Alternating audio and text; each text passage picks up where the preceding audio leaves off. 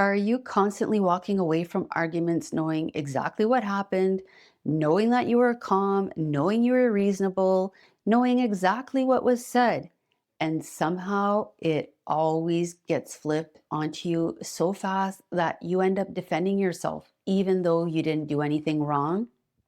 Yeah, we need to talk about that because most men think if I just explain myself more clearly, if I bring better logic to the table, or if I could just stay calmer, she'll eventually see my side.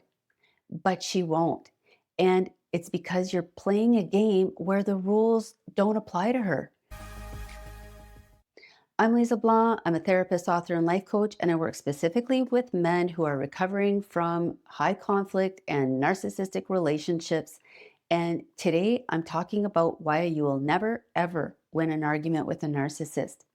And before anyone in the comment section says that, this just sounds like guys who can't handle a strong woman, let me say this clearly.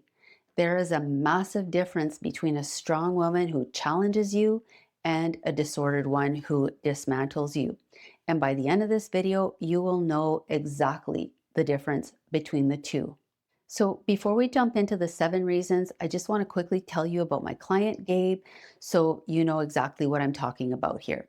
Obviously, Gabe is not his real name, but he actually is a CEO of a hugely successful corporation, super smart guy, solves complex issues for a living. And in our first session, he said to me, I just don't get how I can solve $1 million problems at work, but I can't even get through a single conversation with my girlfriend without feeling like I'm losing my mind. And my answer to him was simple. And I just said, Gabe, what's happening here is not bad communication. The problem here is you're playing chess with someone who keeps changing the rules. And if you happen to be able to adapt to the new rules, she'll just flip the chessboard over anytime you're about to win and then blame you for the mess. Okay, so let's break down the 7 ways that she flips the board. First thing is she turns every disagreement into a courtroom and she appoints herself the judge. In a healthy relationship, an argument sounds like, we see this differently. We need to figure this out.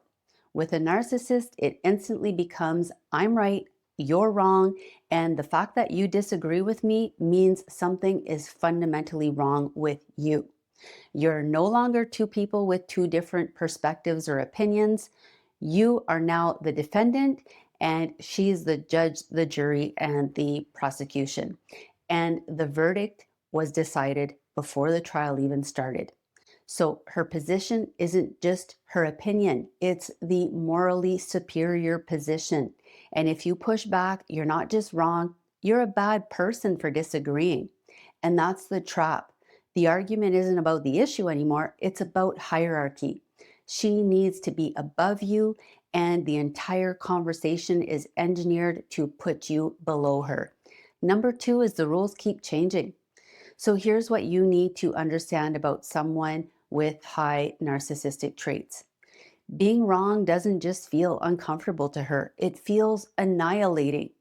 Being wrong triggers deep shame, the feeling that she's fundamentally inadequate, and her brain will do anything to escape that feeling. So watch what happens mid-argument. If you show up with facts, she switches to emotions. If you address the emotions, she brings up something completely unrelated. If you handle that, now the problem is your tone. If you adjust your tone, now it's something you did 6 months ago. So thinking back to the chessboard, every time you're one move from checkmate, the rules change again. Suddenly, bishops move like knights, pawns go backwards, and she looks at you like you're the one who doesn't know how to play. And here's why this is especially disorienting for men. Because most of you are problem solvers. You hear a complaint, you want to fix it, but you can't fix a problem when the problem keeps shapeshifting. The third thing is she rewrites the story. So people with narcissistic traits don't just have a different perspective on what happened. They will literally reconstruct the event in their mind in a way that protects their self-image. So suddenly that's not what she said, even though you heard it. Maybe you even have it recorded, but she'll say that that's not what happened. Doesn't matter if you were standing right there, doesn't matter what evidence you have. She'll say that you have memory problems or that you're twisting things.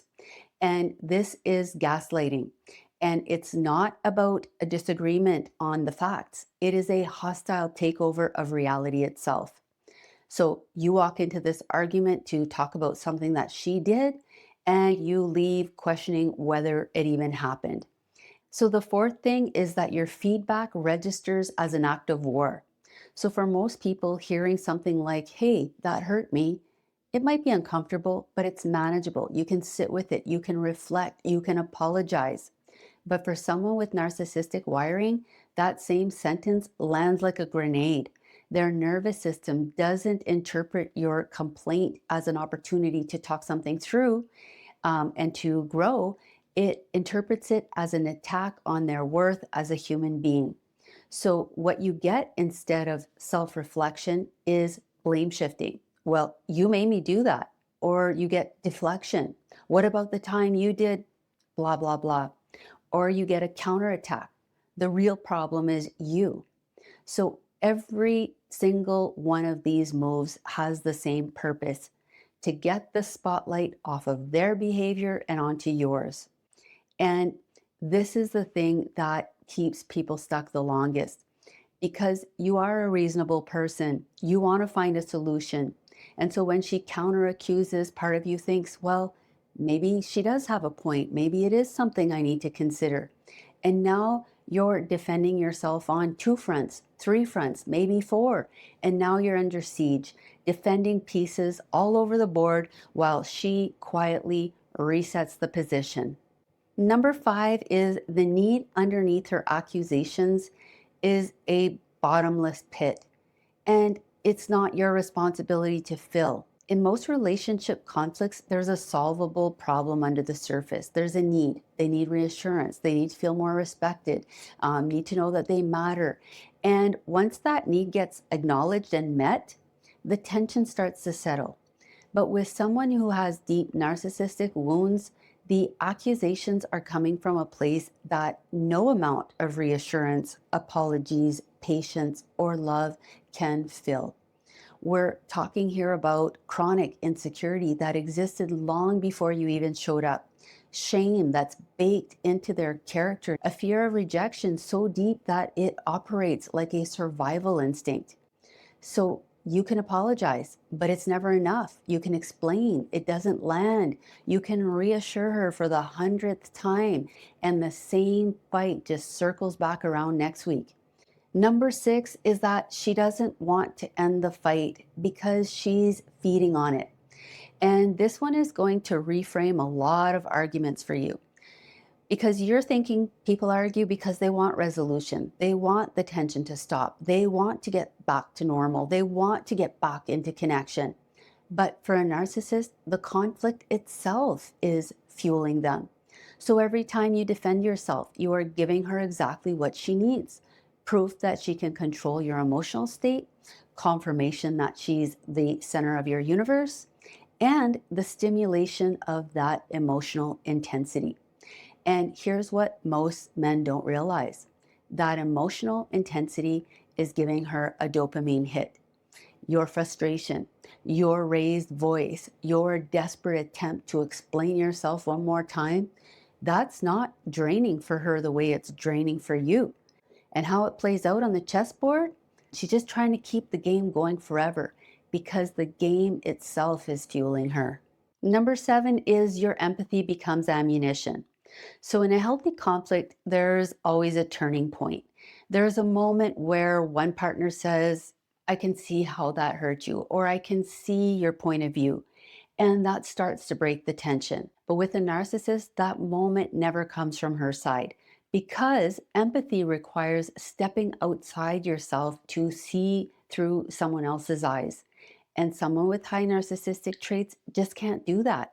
So the conversation stays locked on how she feels, how she sees things, how she's the victim, why her reaction is justified.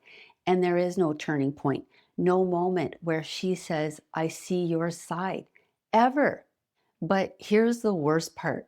When you show empathy, it gets used against you.